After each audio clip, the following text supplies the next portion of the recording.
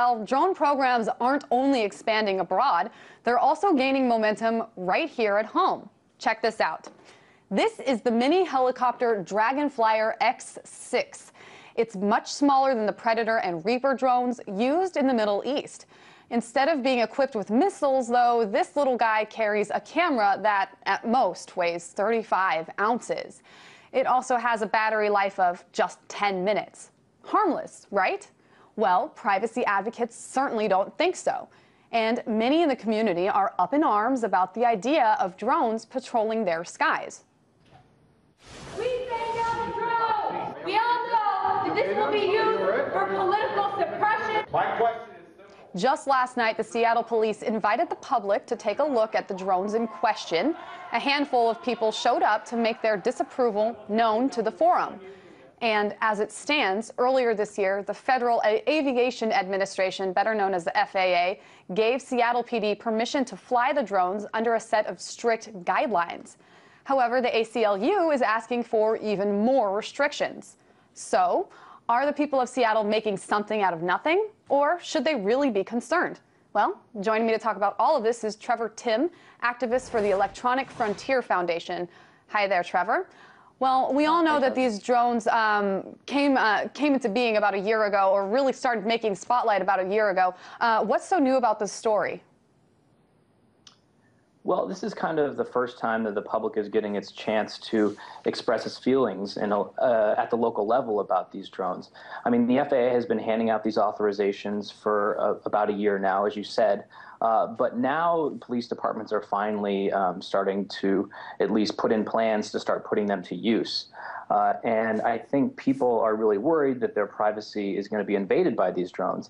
You know, the argument is that these drones aren't exactly the same as the ones that fly overseas because they're smaller and their battery life is lower. But the problem is this technology is advancing so rapidly, these drones are going to be able to fly for hours and days at a time very soon. And the police will take advantage of that. And I think the citizens of Seattle are concerned about their privacy and want to make sure that the proper safeguards are in place to make sure they don't get warrantlessly spied on. Now, Trevor, while you're on this topic of these mini drones, I do think it's important, as you just started to do, to highlight the differences in these mini drones versus the ones that are used by the military. I mean, first of all, the FAA has strict guidelines on these drones. They can't fly at night. They can't fly over people or crowds, so spying on protests is out.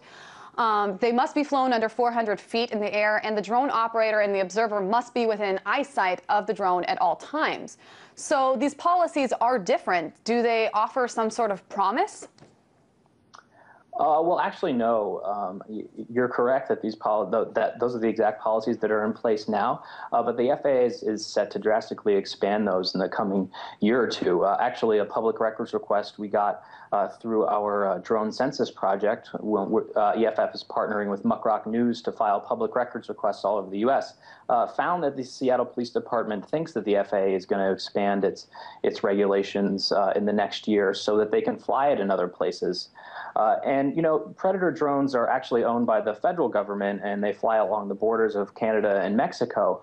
So there are Predator drones that are flying around the U.S., obviously not with missiles on them. They're just for surveillance. But the thing is that this technology is transforming so rapidly that eventually police will be able to use drones. Maybe they may be smaller, but they'll be able to stay in the air for long periods of time. Even the Congressional Research Service report on drones in the Fourth Amendment said the same thing. So it's definitely a legitimate worry. Right, and while right now they can only fly for about 10 minutes, who knows what can happen in the future, but 10 minutes does sound a little short right now. So another point that I do want to bring up here is that the battery life on these guys is very small. That's what we were just talking about. But also the missions of these drones are very different than the ones you see overseas. They're dedicated to search and rescue operations, natural disasters, and unusual crimes, or at least that's what the Seattle PD says they will be used for. Are you worried that they'll be used for other things in the future, and will there be any proof that they could be used for other things?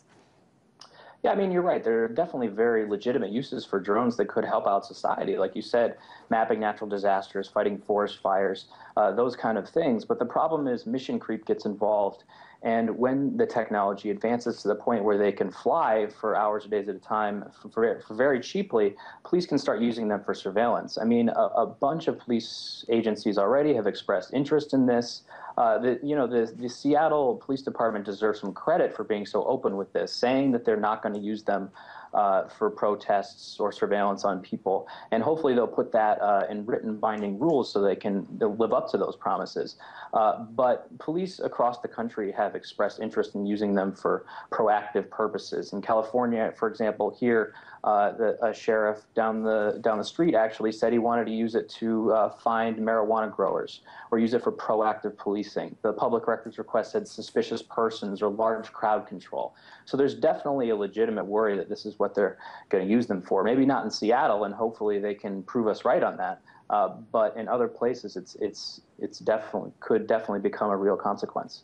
Right. And I know that the ACLU has also laid out the criteria, as I mentioned earlier, that it wants the police to agree to before using the drones. I mean, the ACLU wants to know under what circumstances these drones are going to be used, what type of information they're going to collect, how the information is going to be used, how long they're going to keep this information. They want an auditing process to ensure adherence to the policies for the drone use, etc. I mean, so does any of this, if the police agree to those terms, would that make privacy advocates happy? Would that do it? Oh, yeah, absolutely. That would go a long way in showing that they're serious about caring about Americans' privacy. And we want to make sure those rules are on the books before they start flying these all around the country, because once they're in the air and the police think they don't have any rules, they're not going to want to implement tighter controls. So we completely agree with the ACLU. We need, data retention standards telling us, they're deleting this footage, what they're using this footage for, making sure they're not sharing it with agencies, making sure that they get a warrant if they're going after surveillance on an individual person, all sorts of safeguards they can put in place so they can use drones for legitimate purposes that could really help society. And, if Seattle ends up going this way and putting this in the city council puts this in a binding ordinance, then I think they could actually be a model for the rest of the nation on how they approach this issue rather than something somebody looks at and says, we don't want this. Absolutely, Trevor. And we do have to give it to the Seattle PD for at least showing some part of transparency in coming out with this public hearing and both showing what the technology can do and also taking the questions and criticisms of the public. Trevor Timm, activist with the Electronic Frontier Foundation, thank you so much for your opinions. Thanks for having me.